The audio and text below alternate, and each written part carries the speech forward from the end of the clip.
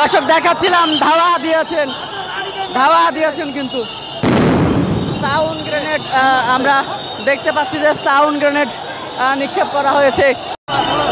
দর্শক দেখতে পাচ্ছি যে এই মুহূর্তে নন এমপিও শিক্ষকদের উপর জল কামান নিক্ষেপ করছে আইন শৃঙ্খলা রক্ষাকারী বাহিনী।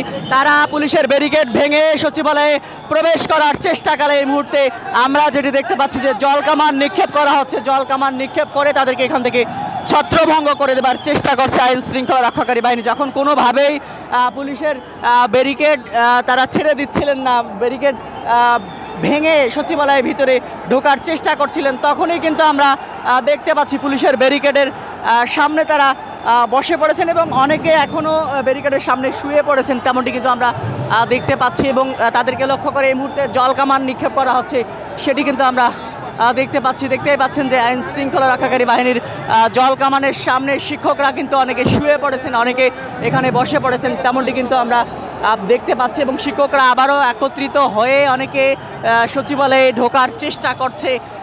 মূলত 3 স্তরের যে ব্যারিকেড, সে 3 স্তরের ব্যারিকেডের আমরা দেখেছি যে 1 স্তরের ব্যারিকেড তারা ইতিমধ্যে এই ব্যারিকেড সরিয়ে নিয়েছেন। নন এমপিও শিক্ষকরা, সারা দেশ থেকে আসা যারা নন এমপিও শিক্ষক রয়েছেন, তাদের দাবি আদায়ের লক্ষ্যে তারা কিন্তু সচিবালয়ে প্রবেশের চেষ্টা করছেন, সচিবালয়ে যাওয়ার চেষ্টা করছেন।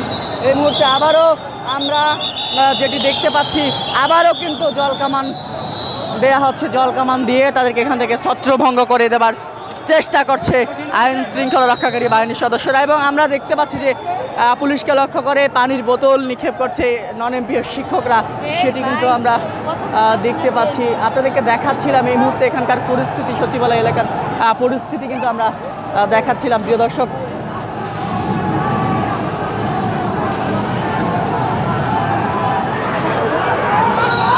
দর্শক দেখাচ্ছিলাম ধাওয়া দিয়েছেন কিন্তু সাউন্ড গ্রেনেড আমরা দেখতে পাচ্ছি যে সাউন্ড গ্রেনেড নিক্ষেপ করা হয়েছে, তেমনটি কিন্তু আমরা দেখতে পাচ্ছি।